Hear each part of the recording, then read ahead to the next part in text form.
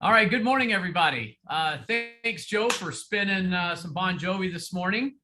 Music's a big part of my life. Today, we're talking about process. And I was listening to that bass line and how complicated that was. And there's a process to breaking that down, simplifying it, learning it one step at a time. And so let's do that today with process.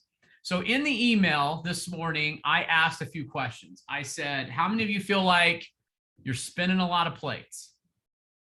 Or maybe you're overpacking the canoe and you're trapped in the whirlwind, and it's really challenging to get, everything done. You're feeling maybe a little behind. Are you running around like you're late for everything? Do you feel like you're trying to catch up?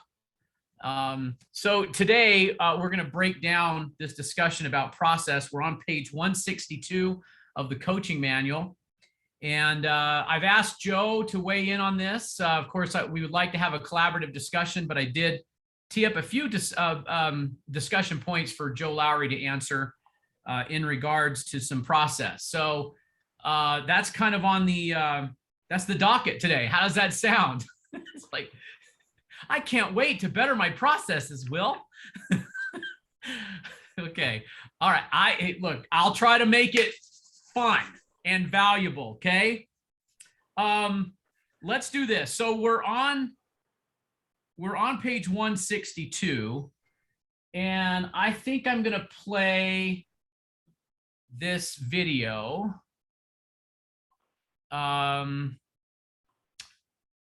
And let's discuss it after, okay? So share screen.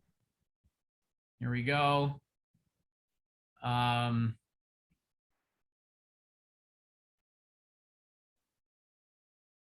Okay, yeah, full screen. Okay, here we go. So improving business process. Okay, so pay attention. It's just 3 minutes. I'll probably cut it off a little earlier, but let's discuss after. Every business leader knows that process is important to the success of their organization.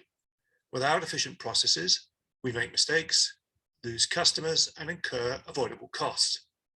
Even worse, we can expose ourselves to unnecessary risk if we fail to comply with regulations.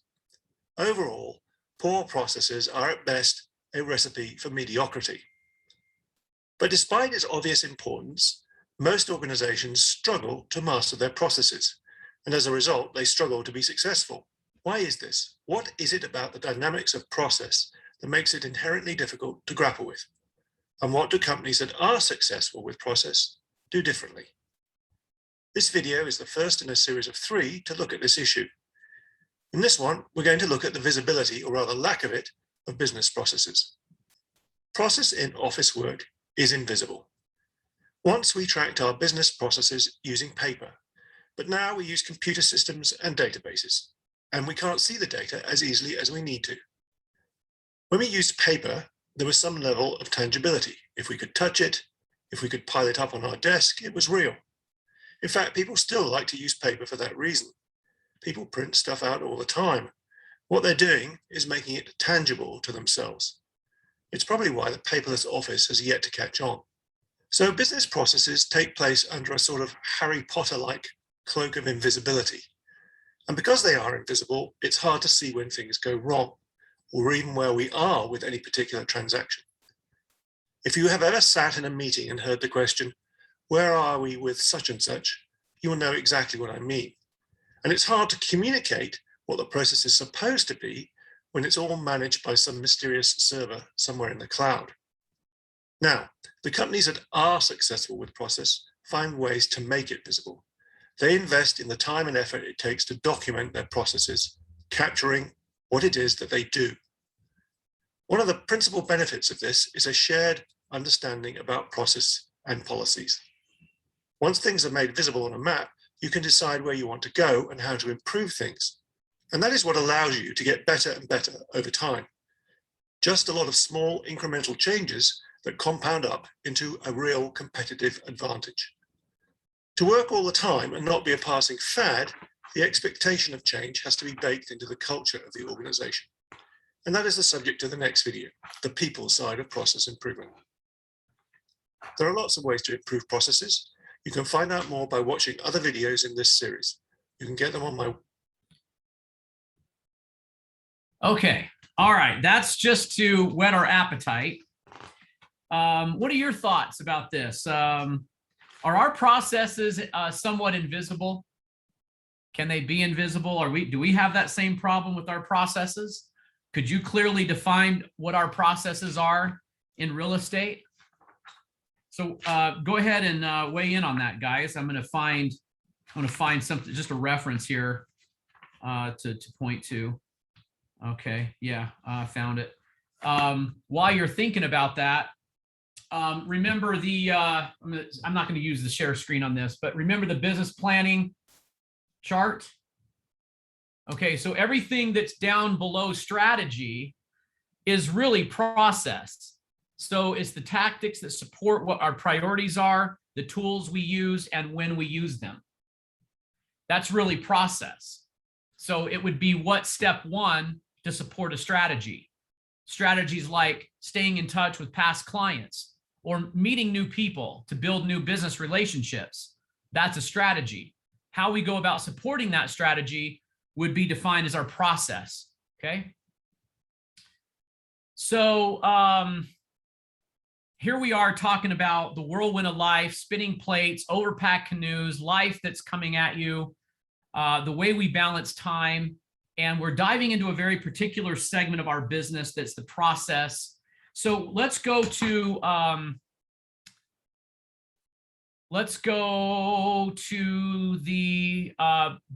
manual, okay? And I'm just going to show you a couple of places to make some notes, okay? So here we are, process. So we just watched a couple, there's a few of these videos. I'd encourage you to do a little study on YouTube. There's some great resources there about process that might, give you some more insight. But I think number one, what you want to write here at the top is to understand process first.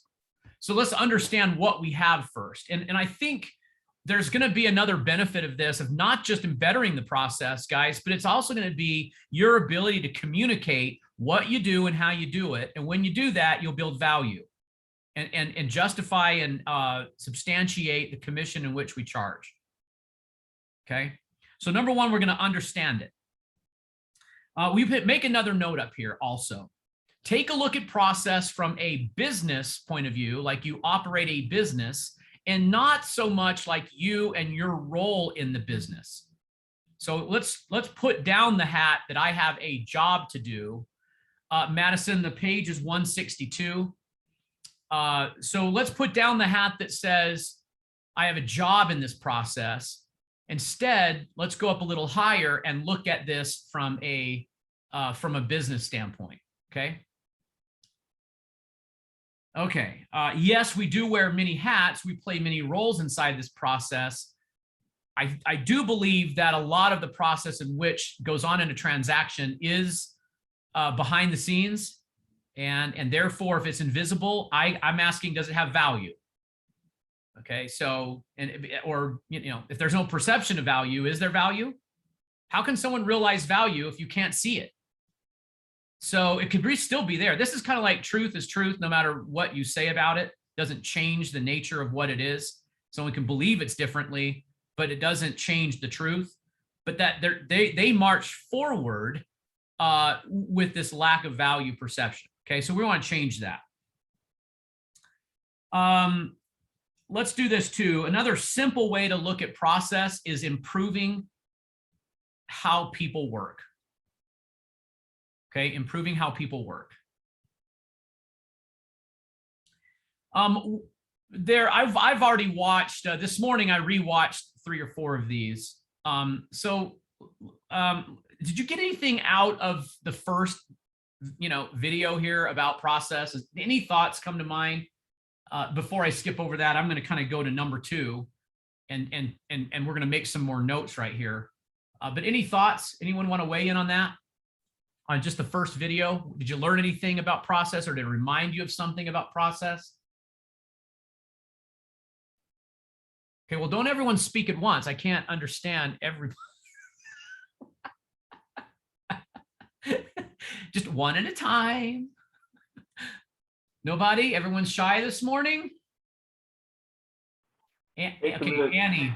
Talk. Yeah, it takes a minute to type. Let's go to Annie. We'll unmute Annie real quick. Okay, just a sec, Annie.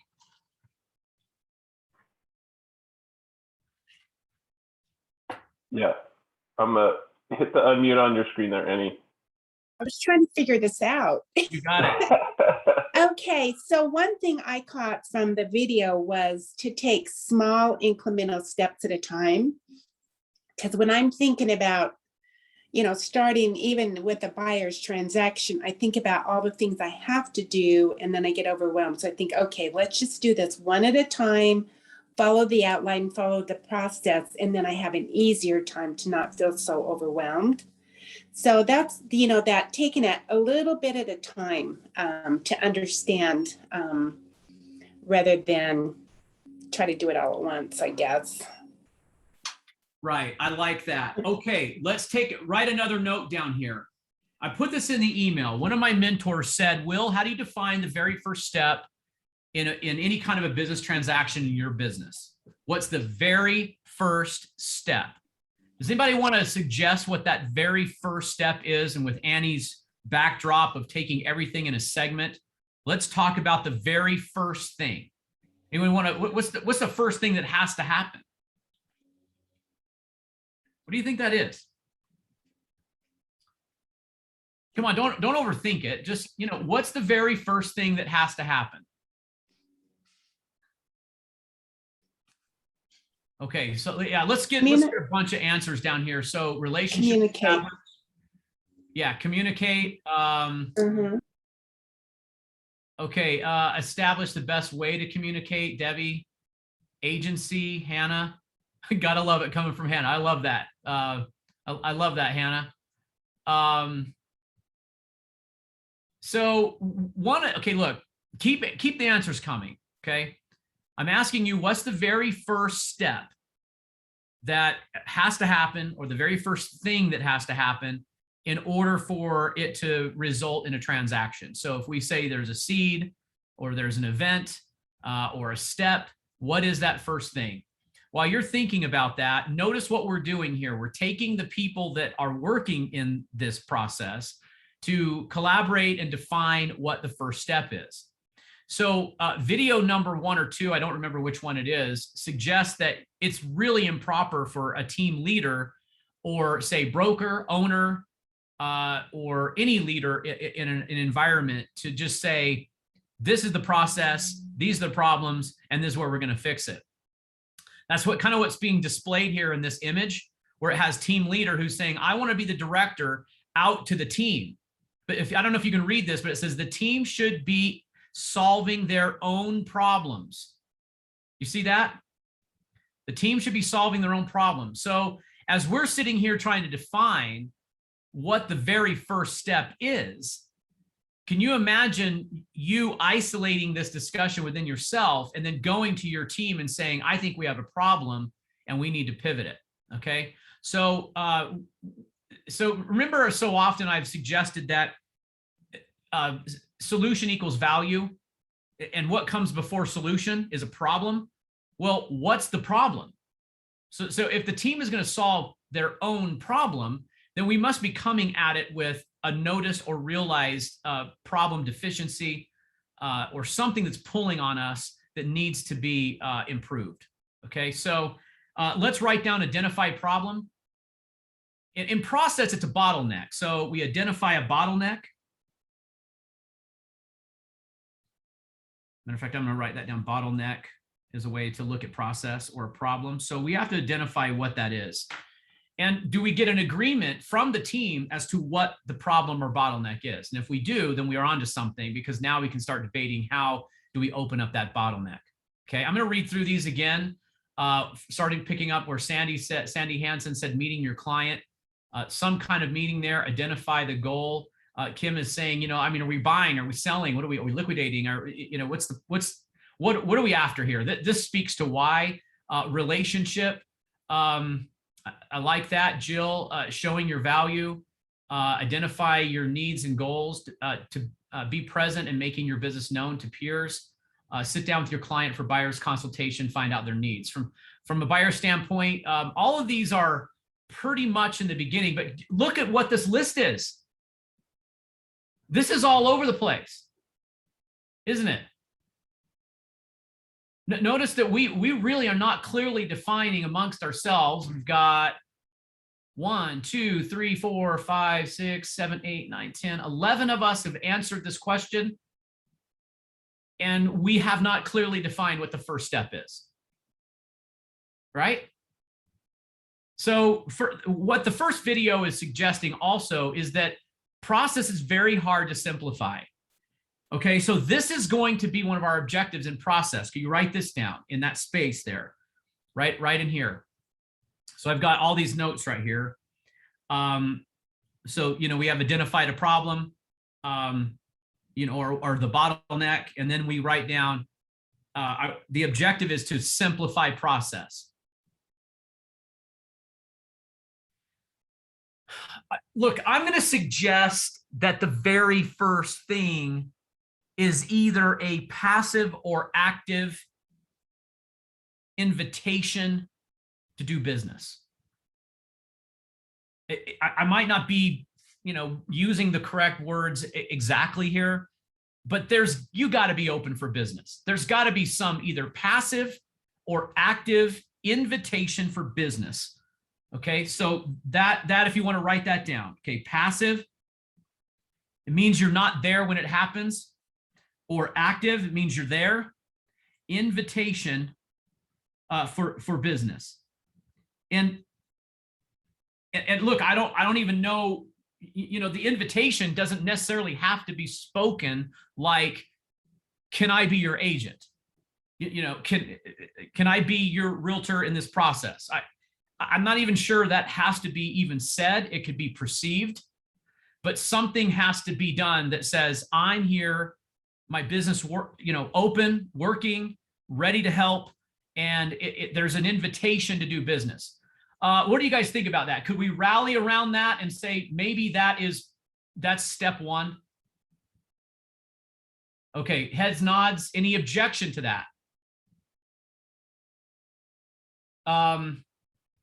Hey, Joe, could you write that down? Is that possible for you to write down what I said in the chat? Yeah. You want to repeat it so I can get it right? Yeah. So passive or active invitation for business. Passive or active invitation for business. So if that is our step one, I suppose we could debate, then how do we go about this passive or active invitations? And we're going to start hitting on the process of prospecting to find business. I think that is our step one. And we've already defined it into two groups. One is very passive and one is active.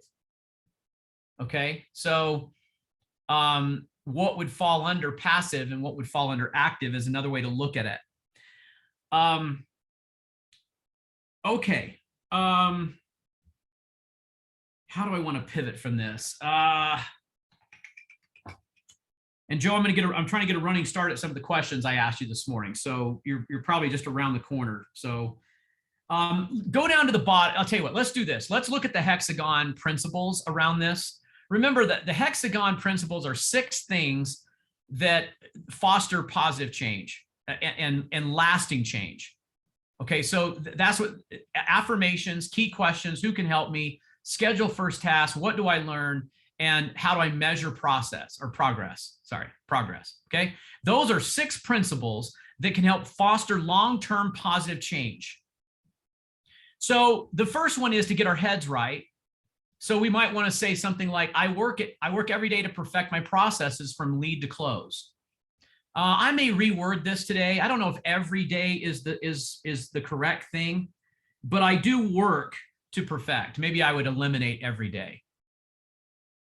But the positive thing here is that I'm open to it. Okay, if you're listening to this right now and you're having like a negative, resistant, rebellious reaction, then you have a negative affirmation, right? Okay, so you're kind of starting to write your own story, and it has a bad ending for you. So stop writing that story. Let's have a positive view on what we're doing. The key questions are here is, where are the challenging points in your process? So you might put bottleneck. Okay. Who can help me? Would you also write underneath here, is there a tool? Is there a tool? Okay. Scheduling my first task. Any one of you on this call that are part of a team, your first task is to tee up the debate about process in your own team meetings. I don't know how there would be another, better first task if you're on a team. If you're not, you grab a couple of your colleagues and debate this and say, let's talk about how we go from step one to close. What do I need to learn? Well, clearly, I just wrote study and understand process. Okay, and then how I measure progress to this. And my goals are, have I simplified? If you're writing this down, have I simplified, and can I measure? Okay, and that's what this really is all about.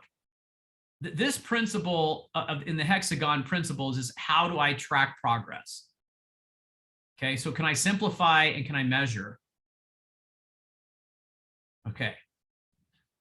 I know this is advanced real estate. So this is advanced business. So I love it, but it's challenging, and it's not easy to do.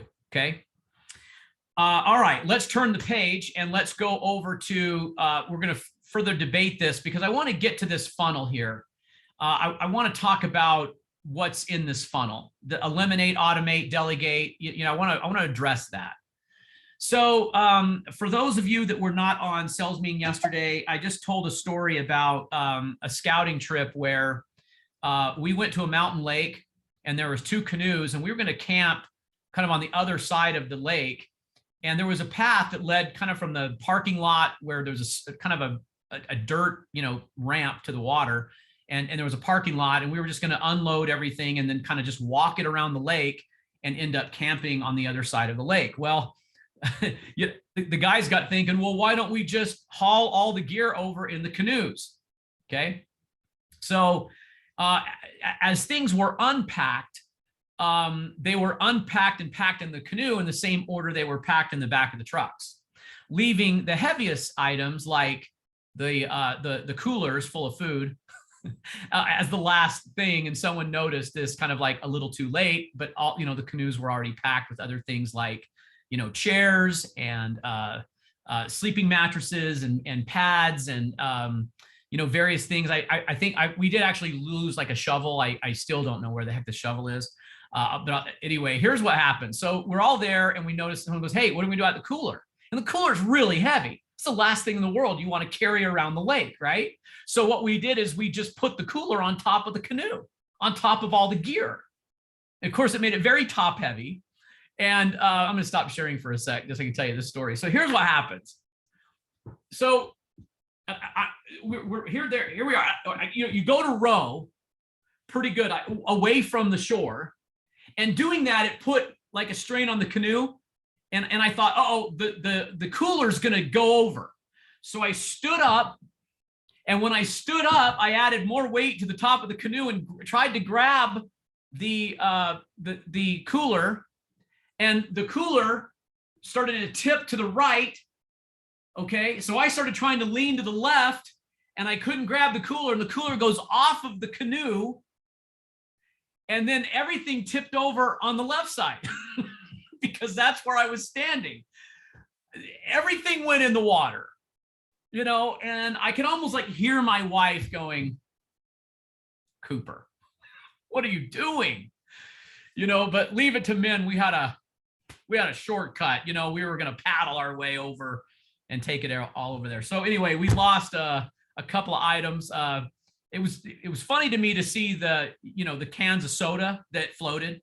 I didn't really realize that soda floated and water floated. I guess I've thought of that before, but that's what was on the surface. And the sleeping pads. Okay, I'm the only one laughing at this. Okay, I got to do a better job here of being more entertaining. Anyway, I thought it was hilarious. It's a great example and a metaphor for life. You know, you're overpacked and didn't pack your canoe right. So can process also have a lot to do with priority? Let's write that question down. Can process have a lot to do with priority? And that's what this next page is kind of about. It's using the canoe. I put kind of the reality of a top agent. You know, we've got plenty of examples all around us of how to do this business. I know there's a lot of different, you know, personalities, gifts, and all that. So be very careful about comparing. Comparison can really rob happiness. So you got to be very careful when you compare. I like a logical, comparing and study, not a woe is me comparison. So be very careful of that. But look at the bullet points here. Heaviest items in the center. You know, like the things that matter most have got to be first. And I know that's got to be family, friends, you know, like the core of life has to be in the center. You know, we can't, don't push that one around to where it becomes unbalanced. Okay. Notice in a canoe, we equally distribute weight. So it's balanced. Like, so we don't put things that are too heavy on one side or front and back. Do we do that in business though? Do you sometimes find yourself, completely out of balance in how you're doing things? Even in the relationship of business, we may spend too much time on some things, okay, and not enough on others. Okay, so that's what that's the equally distribute weight means.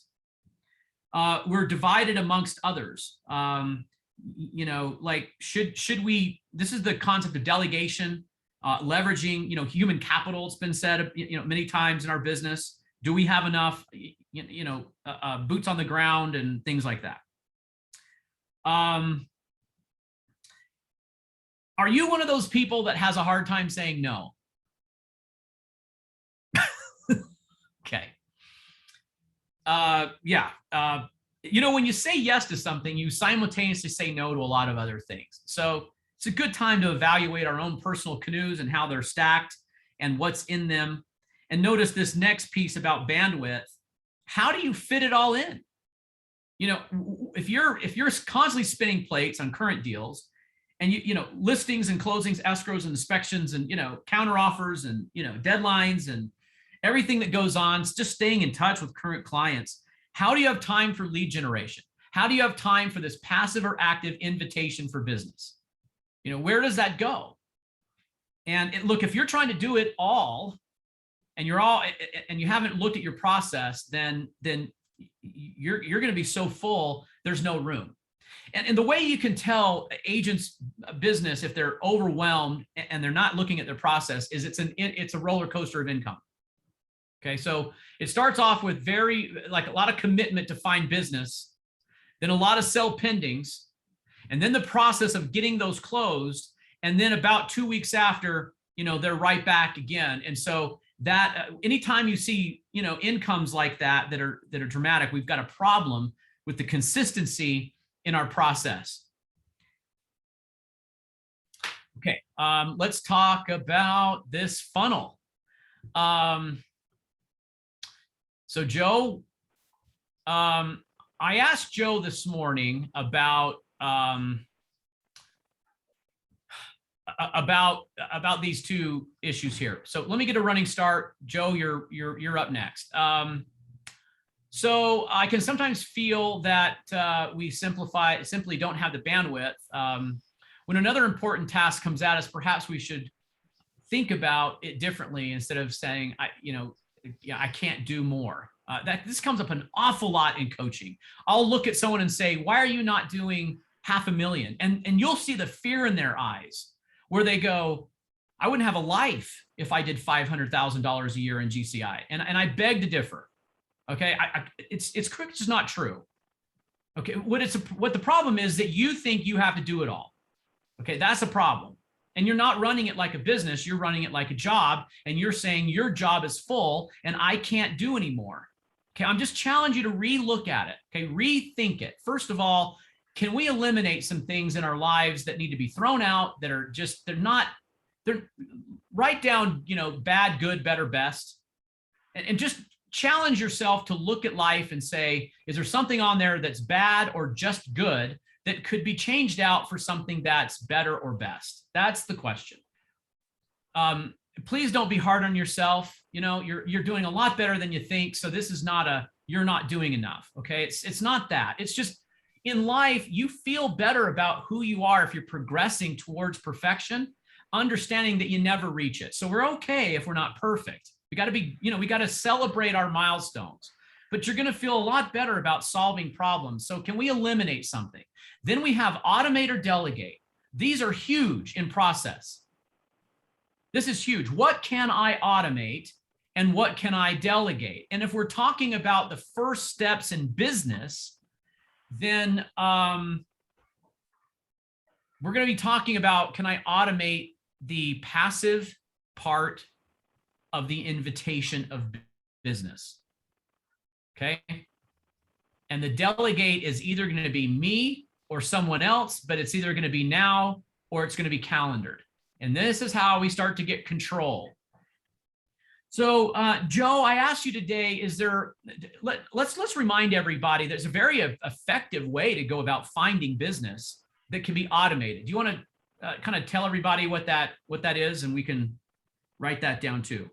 Yeah, sure. So automation is one of the key elements that technology can bring to your business, right? So one of the great things about the digital marketing that we're all completely submerged in these days is that some of those tasks can be fully automated. Some of them can actually be designed and scheduled for way in advance. And one of the easiest places to go to for an example of that is, like Will's got there on page 163, is the resource center. So at the beginning of actually at the end of every month, Jamie's department sends out a newsletter, just a real, awesome newsletter that's all put together. And you can go into Resource Center, and while you're getting your newsletter set up to send out to your base, you can also go grab 2 or 3 other little pieces of marketing. So maybe it's using the locals guide in Park City, or the new Moab neighborhood video, or the video for Ogden, or one of those things. And you can, while you're in Resource Center, it only takes a few seconds. So just a few clicks to go ahead and get your information in there. And then you can go ahead and get that scheduled to send out. I think a lot of people, and this isn't a class on marketing resource, but I'm just going to share my screen real quick so you can kind of see what I'm talking about here. When you're looking at marketing resource, one of the coolest things about it is we can go to this section right here. And when you're grabbing one of these newsletters, for example, the library here, I can go and I can click on this newsletter when I have it kind of set up, ready to go. As all of you know, you can go up here to the upper right-hand side. We're going to email that to my base. And when we get that set up and emailed to the base, one of the things that you do when you add names to this list is down here at the bottom, that little button that says schedule. So you can create 6, 7 different pieces of information and then just hit schedule. And so in maybe a half an hour, call it 20 minutes, half an hour, you can actually design email blasts as you want for the next 6 months, right? So you have your newsletter set up, maybe you're going to send a newsletter, and at the end of every month, you're going to send a video, or you're going to send a neighborhood information guide, or you're going to send something else that that can make that happen. So that's an example of automation there. One of the other examples is through Real Scout. So Real Scout has market area alerts. Many people have not gone in there and set up their customers in Real Scout. And you can set up marketing alerts, and they will automatically deliver to your customers in terms of what they call the buyer heat map. So even if it's potential clients or if it's past clients, one of the things that's really nice is that people love to find out what's selling in their neighborhood, and why, and what, is this a good time to list? Is this a good time to, ask my friends to buy around my neighborhood, whatever it happens to be. Well, the marketing alerts in Real Scout, fully automated. So you just have to enter your clients in one time. You set up the geographic area that you want to get information on alerts, and then you say how often you want those to go out.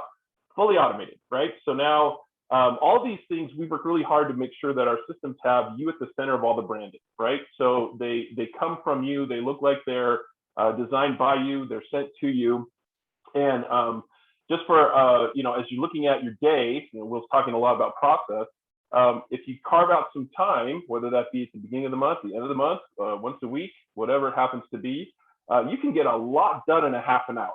So for example, if you wanted to go in there and say, I don't really know much about Real Scout, right? There's videos you can watch on the intranet for sure that teach you how to do all this kind of stuff. But at the same time, you can also just say, today I'm going to learn how to send a an area market report out of Real Scout. And all you got to do is set up one client, set up one search, do it one time. The first time might take you 10, 15 minutes because you're not sure where to click or what to do. But then once you have that done, now with the remaining of your 15 minutes that you're going to dedicate to this, you put in probably 3 or 4 clients, right? And you get those set up. So now what you've got is a little handful in one day. You've got maybe 5 or 6 of your SOI that's now getting frequent market updates from you, completely automated, and you don't have to think about it, right? The fun thing is that if they reply, you get notified. Hey, Joe opened your market listing alert, right? I go in there and you can look to see, what I clicked on and what I looked at, and away you go. And if you just carve out 15, 20, 30 minutes at any given time during the week, by the end of the current month, let's say you can get 4 or 5 people in a 15 or a 30-minute session, right? That doesn't sound like a lot, okay? But at the same time, at the end of the month, if you're doing that once a week, now you've got 30 people on full automation status that are getting market alerts. And if you add those to your marketing resource, now you've got these pieces of marketing content that are amazing to look at and really easy to do. And all of those are just starting to drip out across your business. And that's kind of a really good sort of example of how automation can work for you. Now, I want to end on this. Automation will always be at the sacrifice of customization, okay? So if something is fully automated, that usually means it's not fully customized, right? So depending on how you want to run your business, the question you have to ask is, do I care if I have input to the content that's going out? Because if you have input on that, it won't be fully customized. It won't be the old Ronco peel, set it and forget it, you walk away, right? Because the minute you start giving your marketing and your digital presence away to a fully automated system, your level of input on that has to drop, right? Because if you set it and forget it, I don't touch it, I don't look at the posts that go on my social media, I don't look at what gets emailed out to my SOI, it just happens, right? The benefit is you have this fully automated system, but you're always going to balance that with the fact that because you had no input, right? You didn't take the time to say, oh, I want to change that, or I'm going to move the order of this, or I'm going to add this story. There's going to be less of an impact to your SOI, right? Because the bottom line is your SOI wants to hear from you. They want to understand what your thoughts and your processes and how you would treat them are. So there's a balancing act, right, between full automation and customization. Then at the top of that funnel, we'll start very clearly across the top, right? What's that first word? Elimination, right? We don't want to give up our sacred cows. So one of our sacred cows might be, I'm really good at social media. And so I'm going to do all my lead generation on social media. It's a great strategy, right? But if you find yourself trying to figure out what Disney cartoon character you are, instead of reaching out to people on Facebook, that's the kind of thing that you got to be real honest with yourself and say, am I spending too much time trying to customize this and missing out on the impact of having my marketing actually go out? Because we have, this happens all the time, right? You get tied up in a newsletter that you want to send. Well, I just want to change the font. I just want to reorder the story. Maybe I could find a better image, right? And so now what should have taken you a good 5 or 10 minutes, you're now into a 3-day project. And then when you go talk to Will and you ask about what's going on, it's, well, I've been working on this newsletter for 3 days. Well, how many people have you sent it to? Well, not anyone yet, but it's almost there, right? That's what we're talking about in terms of elimination. Eliminate the things that you are comfortable with, because typically we're really, really hesitant to eliminate things that we like to do, even if the result of those activities is not what we need to move our business forward. And so the elimination side is huge. The automation side is huge. The delegation side is huge, right? So you can find a partner. If you're on a team, you can designate someone who might be really good at this. Like in my family, I'm sort of the go-to IT support, right?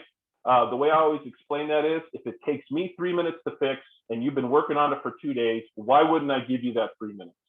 So there's somebody in your office or someone in your team or somebody that's on there that can answer your question or help you with a social media post or help you learn about marketing resource Take the time to look at those videos, reach out, raise your hand. One of the biggest things about the Hexagon is who can help me, right? And so think about these things as you go through and understand that as you're moving forward in your business, remember to look at the things you can eliminate. What are the sacred cows? And ask yourself honestly, is there something I can eliminate to gain time in my day that will let me do things that are more productive and actually end in a higher level of production, right? So then the second side of that is automate what you can and understand that when you automate, you're going to give up some customization. So make sure you have that balance correct. What you can't figure out on your own, delegate, raise your hand, get to a class, watch a video, go with what it is that you need to go through and succeed. And as that you move through that funnel, what you'll find is the end result will always be a little bit of discomfort when you want to move the needle, right? But at the beginning, discomfort is odd, it's new, it's something people don't like to stay in. But the longer you stay on the edge of discomfort, the more quicker it becomes your new normal. And so as you drift into that area of a tiny bit of discomfort, embrace that discomfort, and in a very short period of time, that discomfort becomes comfort. And that's how you continually kind of gradually move that needle and embrace a new skill, a new technique, or a new technology. And we're here to help. So put me on that list of who can help you. Put Jamie and her team on that help on who can help you. Put Will and everyone else around you on that team in terms of who can help you. And you'll find that the harder you push, you'll have a lot of people on the same side of the rope with you. Just go ahead and taking down these issues. Thank you so much, Joe. I appreciate that. It was very, very well said. I want to emphasize or highlight a few points. When we were looking at this, like we said, a business standpoint, a high level, and we're taking a look at process. Remember we said that's kind of in the cloud or hard to see or hard to define. And, it's like some mystery, So I want to kind of pull the curtain back that a lot of your processes are being done by the supporting staff around you. It is being done by Joe and his team and Jamie and her team. Okay. Like those social media posts are already written. Okay. The image is already there. The text has already been done. It's already gone through grammar checks. Okay. So it's already been, delegated. All right. There's a big part of your process already delegated to staff and team around you. So I don't want to just, leap over that as if it doesn't exist, because frankly, if we deleted all of this, then you would need to go be your own text writer. You'd have to go pull and write your own articles. You'd have to do all this. You'd have your own statistical study. You'd have to pull your own market data and then simplify it. And then you have to hire a graphic person to do it. Like, it's already been delegated. Okay. It's already been served up in a very simplistic way for you to deliver this, the social media posts and market reports have already been delegated. Okay. And it's already there. So what a tragedy if we're not, taking advantage of that. Now there's more to this. And so I wanted to, go down to the funnel there and see where it says automate. Look, I wrote a long time ago in my life, if you're not doing automatic bill pay, then change that right now. Okay. I mean, just go in and set it up. So see what happens is there's an investment in the beginning, and then you set it up, and then you don't have to do it every single, month of your life, or in sometimes, like twice a month. You're not doing this. Okay. There are things that can be automated within the system. Joe's balance of customization and personalization, or therefore effectiveness in prospecting, is really what we're after. Okay. We're not checking boxes here. Sure, you can put your head on the pillow a few nights, and say, look, I sent 1,000 emails. Okay. But all the emails were horrible. They weren't personal. They did 0. Okay. So that's really not what we're after. We do want effective connections with people because we're building relationships. But here's the key. The next one is, where you have delegate, and whether we're countering this or not, I think this is really the meat of the funnel. Okay. Because we can look at process and say, I can't do it all today. Like Wednesdays are not my day to do X, but it is my day to do this. Okay. And that is, again, back to the business planning. I got it behind me here on, the business planning chart, strategy, tactics, okay, tools, and then schedule. Okay. Look, it's not all in one day, and it's not even in 1 week. But when you start running it like a business, you're going to say, well, look, like once a month, there's a meeting, like planning meeting, like how's my business going? Okay. And if you're just a single person in your own business, then you can either find people to collaborate with, or you have a meeting with your spouse, okay, or a mentor, okay, something, because it's got to be like a reset of how's your business looking like, okay. Remember, Joe, we've talked a lot about the most underutilized tool is the calendar, but most effective tool. We've said this before in coaching. Calendaring is really, really impactful on your business, and it has to do with process. It has to do with what gets done today and tomorrow and so on and so on. Like, what do I do on Thursdays? What do I do on Fridays? It's part of process. So I do want to call our attention, though, to something that, because we're really watching how our top agents do this. And under delegation, look, there's oversight and planning in delegation. So it's not just handing someone the baton and saying good luck and there's no input. This is what Joe's saying about customizing, what we're sending, because of the outcome matters. Okay, so we're not checking a box. The next one, though, is there's they have marketing assistants here. So a lot of our agents have someone who they delegate the oversight of marketing resource or email campaigns, and they've budgeted to that. My knee-jerk reaction is, if you're somewhere around 250,000 GCI, you should start to consider delegating pieces of your marketing that can be customized and delegated. And some can be just delegated because that's their purpose. Like remember, we've got passive and active invitations for business. Okay, so you should think about that as a CEO of your business. When do I cross over into further delegation? I'm going to say that again, further delegation, because you've already delegated it to 11 people on the marketing team already, if we're talking about marketing, okay? And on the transactional side, you've already delegated a lot of the heavy lifting of the transactional side on the admin in our offices, okay? So we're talking about further delegation. Matter of fact, I got to make a note of that myself, further delegation, okay. So then we come down to whether I need to do this today because this is priority, or whether I need to calendar this later. Get a hold of your business and your life by using your calendar more effectively. Right underneath here, let's write time blocking and power hours. It's the same concept. It means I set an appointment for the things that matter. Like I set an appointment to look at my process. And I know process and prospecting kind of go together. I get that. Maybe process is a little more general. It has to do with transactional things like an escrow, which is not necessarily prospecting, but it's going to have an awful lot to do with prospecting. And so you need to line that out. All right, that can be done in a calendared meeting.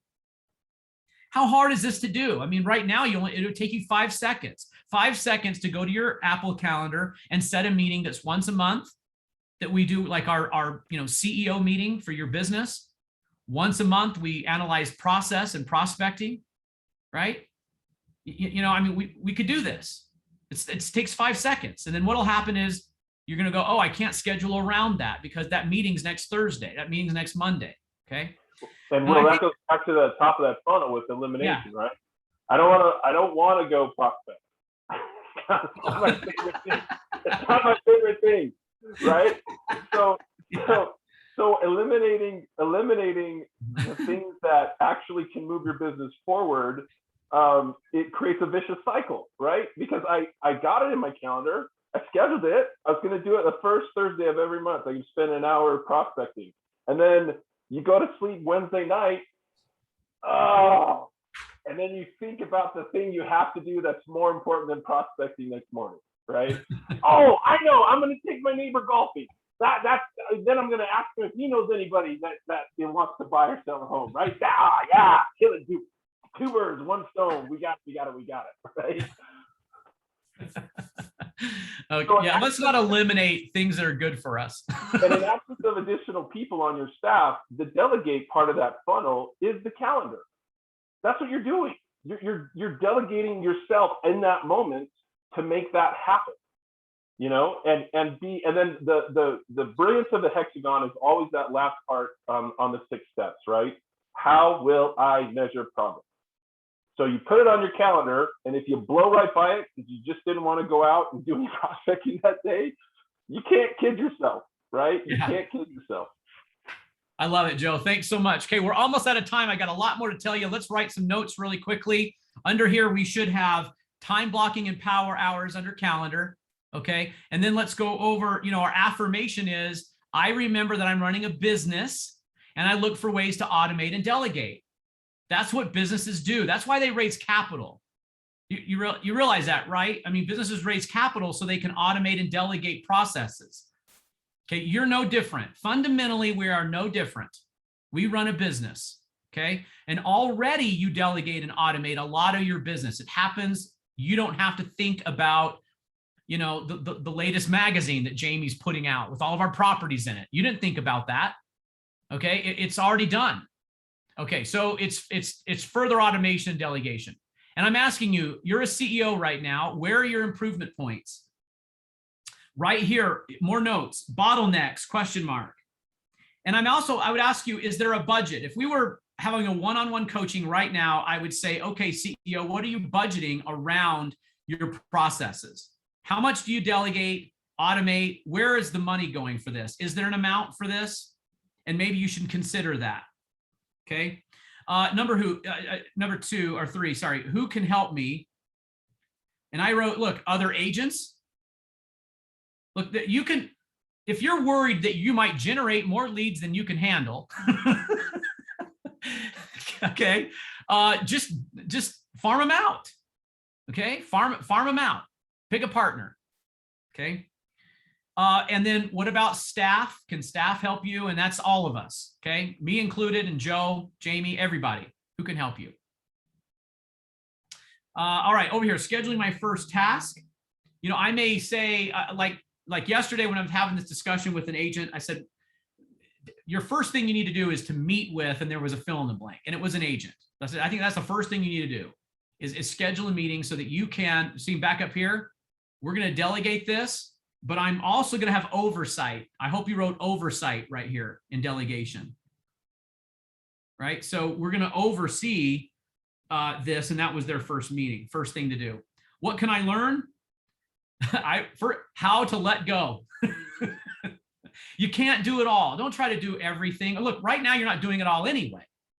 Okay. I hope you take that away today. Like if you step up to 10,000 feet, you're not doing it all. I mean, do you guys have, I could go on and on and on. I'm not going to do it. I'm tempted to do it because I was just thinking about the legal issues that are affecting the company right now.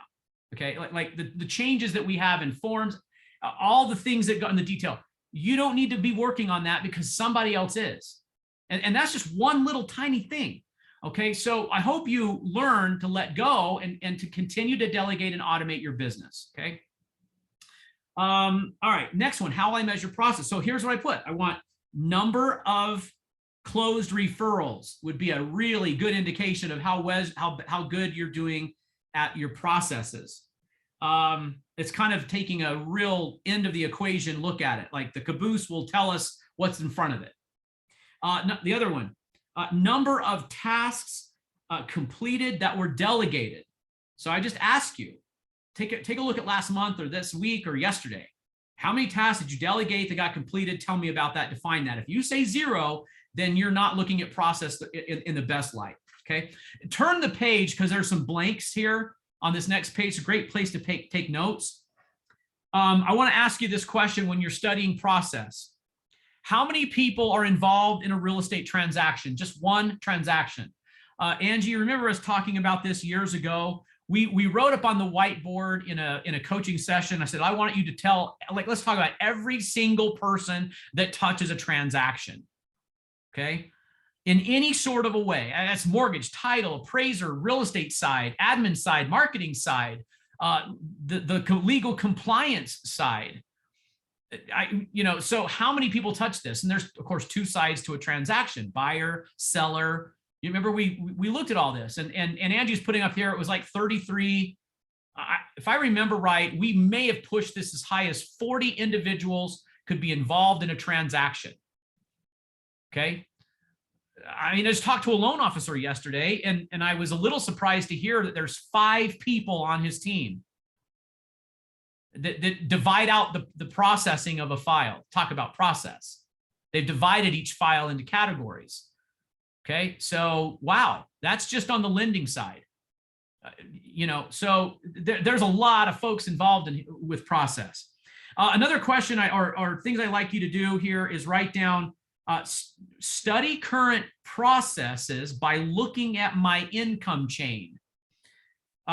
Income chain defined as that initial passive or active contact or introduction, the discovery of wants and needs or problems or obstacles, the solution-based follow-up. This is a little bit of prospecting rehearsal.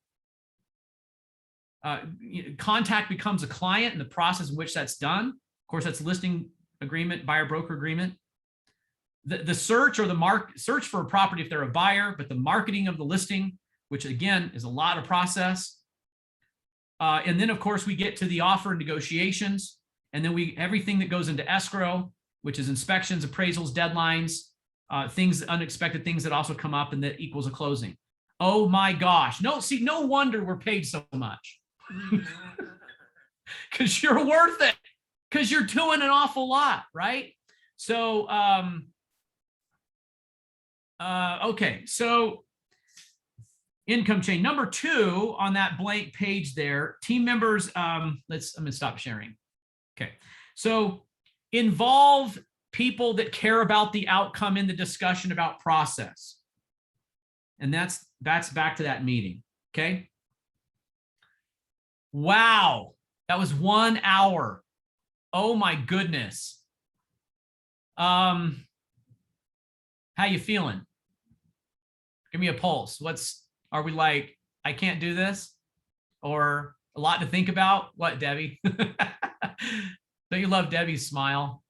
This is Debbie Sexton, you guys, up in the Saddleview office, works in Park City. You can tell by her backdrop, one of our top agents. And oh, you have a pulse. Your heart's racing. Okay. Wow. Okay. Well, look, things always look, the mountain just looks impossible to climb so often. It's really a step-by-step process. You'll feel better if you start calendaring and scheduling kind of these, problem meetings, where you sit down and say, what's the problem? How do I handle this? Involve people that care about the outcome. You'll feel a little bit better about that. That's a great first step. There's so many more steps to it after that. We continue to look at ways on our side, guys, to help you and to automate things. Joe, we didn't talk about Express Docs, did we? That's an automated way. Also, there's a lot of tools out there do automate things. Express Docs does that, correct? That's right. Keep in touch campaign. It's like $20 for a year, or wait, it's $5 for one client for a year of postcards. So all you gotta do is just log in Express Docs, just search Keep in Touch campaign, and you just set them up, and they will drop all kinds of seasonal postcards to your SOI automated. Why would someone not do that? The reason you don't do it is because you didn't auto bill pay. So you just keep paying the bills every single month, and it's really, really tough to do. So there are ways, there are tools and technologies to get automated and delegated, and that's the passive side. Of course, always debate whether or not it's effective.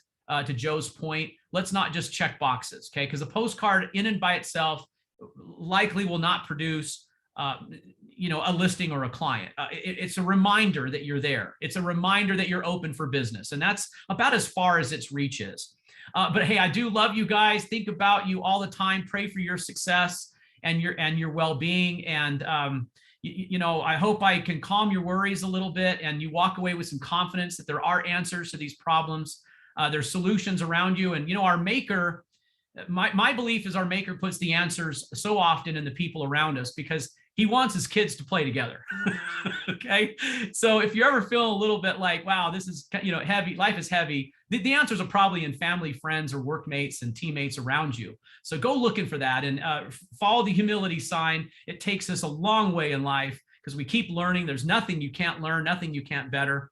I wish you all the best. Thanks for joining me today in coaching, and I'll see you again next week. Okay. Thanks, Joe. You can hit the